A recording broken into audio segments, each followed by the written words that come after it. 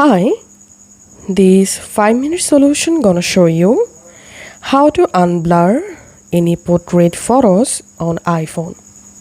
Follow these easy steps to do it. First of all, to unblur any existing portrait photo, go to your Photos app and just open the photo.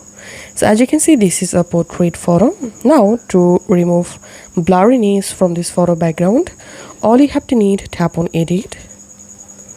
And once you are in the photo editor, at the top left corner you will find this F icon. Just tap on that, and now tap on F again,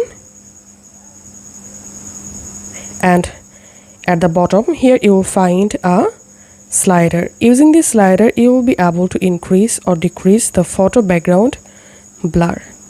As you can see, the maximum blur value is 1.4. And to remove blurriness from photo, you have to select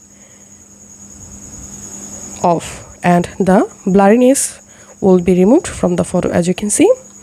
And now I will show you how you can easily capture a photo without blur.